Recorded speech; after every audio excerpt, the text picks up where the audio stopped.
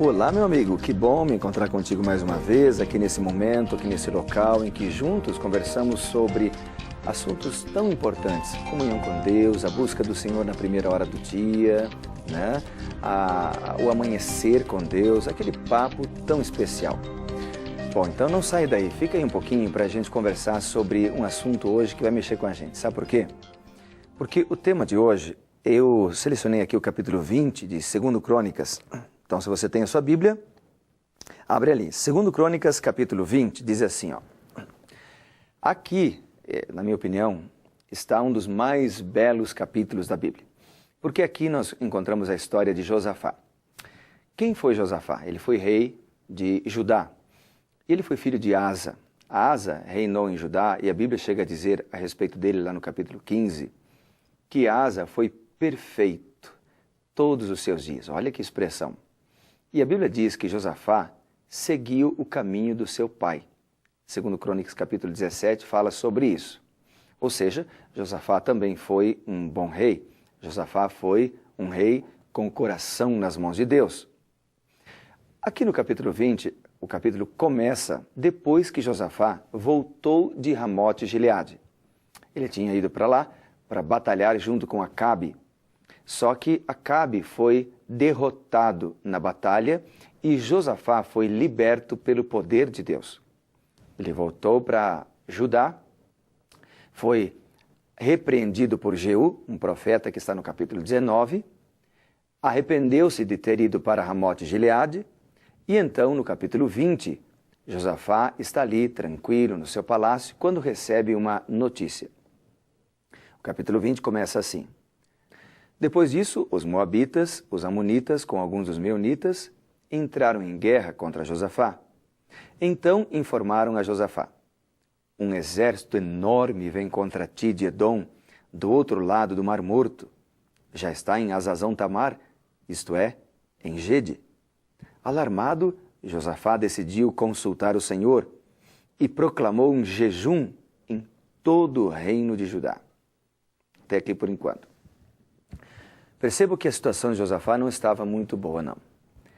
Josafá recebeu uma notícia de que havia 3 povos, a Bíblia chama eles pelo nome, amonitas, meunitas e moabitas. Uma tríplice aliança do mal que estava vindo em direção a Josafá para combater contra Josafá. E a Bíblia diz que era um exército enorme.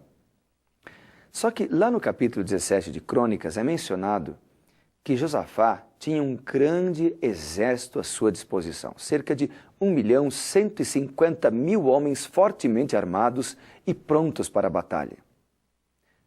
Mas o que me chama a atenção é que aqui no capítulo 20, no versículo 2 e 3, Josafá prefere não confiar no seu grande exército e prefere confiar no Senhor. A Bíblia diz que Josafá decidiu buscar o Senhor, consultar o Senhor. Ele decidiu fazer mais, ele decidiu proclamar um jejum.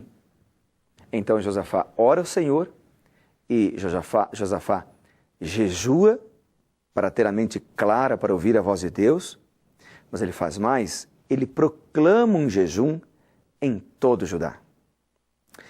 Então, o que significa isso? Significa que Josafá iria orar e todo o povo iria orar também pelo problema que estava diante deles. E há poder quando nós nos unimos para orar.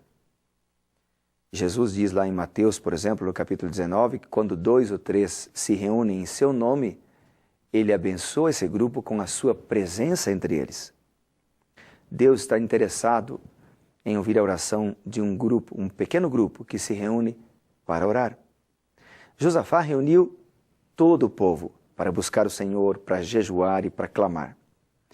E no versículo 4 menciona que o seguinte, que o povo reuniu-se vindo de todas as cidades de Judá para buscar ajuda do Senhor. Olha que lindo.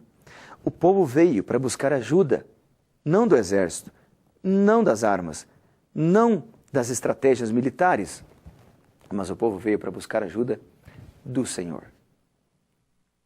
Eu não sei qual é a sua necessidade, eu não sei quais são os seus sonhos, mas uma coisa eu sei, nós temos que aprender a buscar ajuda do Senhor.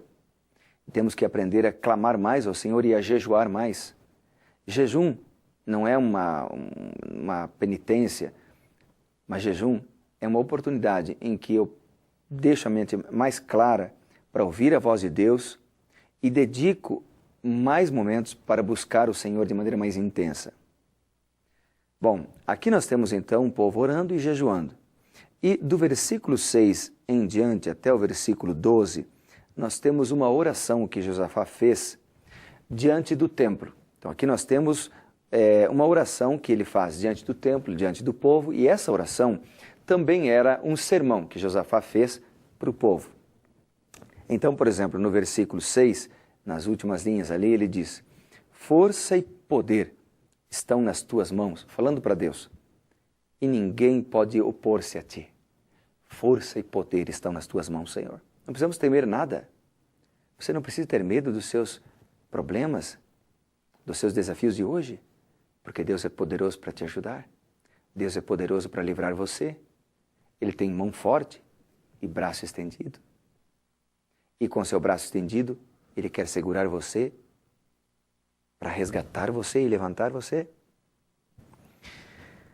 Agora no versículo 8, a gente lê o seguinte, aliás, versículo 10. Clamaremos a ti em nossa angústia, e tu nos ouvirás, e tu nos salvarás. Tá? Um pouquinho antes do 10, o final do 9 e início do 10. Mas o que eu quero destacar aqui é a frase: clamaremos a ti na nossa angústia, tu nos ouvirás e nos livrarás. Quando clamamos a Deus em qualquer momento, mas de maneira especial na angústia, Ele nos ouve. Porque Deus veio, Jesus Cristo veio para salvar e buscar o que estava perdido, para salvar você, para buscar você, querido amigo. É isso mesmo. Mas segundo Crônicas diz mais, aqui nós lemos no versículo 12, não sabemos o que fazer, mas os nossos olhos se voltam para ti. É interessante que Josafá sabia o que fazer, mas ele se coloca numa atitude de humildade e diz para Deus, diante da sua sabedoria, diante do que o Senhor pode fazer, nós não somos nada. E nós, por isso, estamos voltando nossos olhos para o Senhor.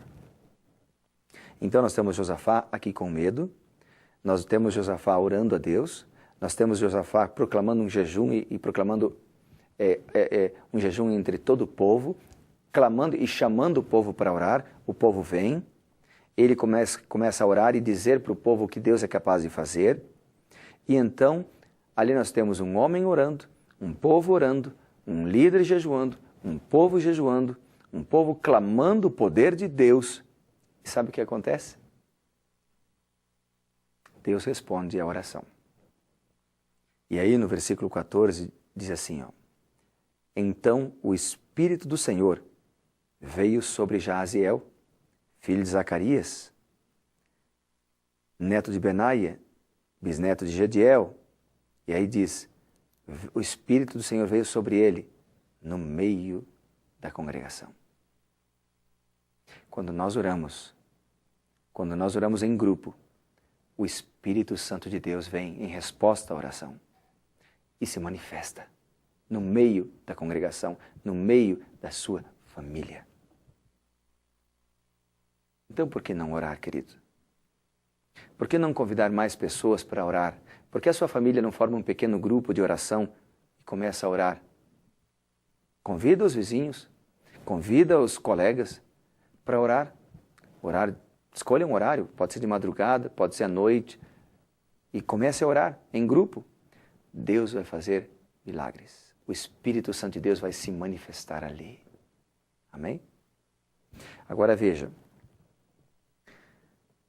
no versículo 15, nós temos aqui uma outra declaração. Diz assim, não tenham medo, não fiquem alarmados, nem desanimados por causa desse enorme exército, pois a batalha não é de vocês, ela é de Deus.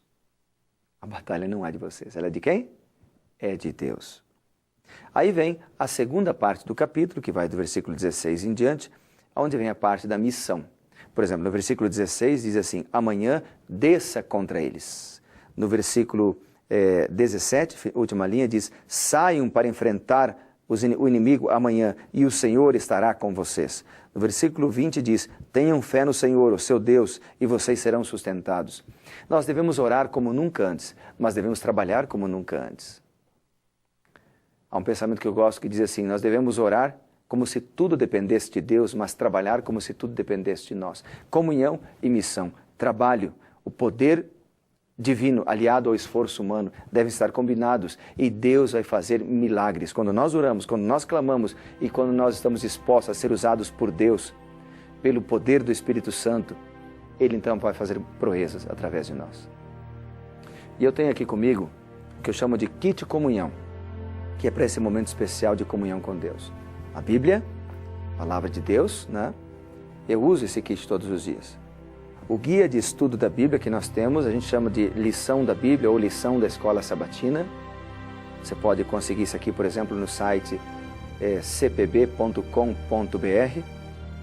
ou através da Novo Tempo, o site da TV Novo Tempo, o www.novotempo.com.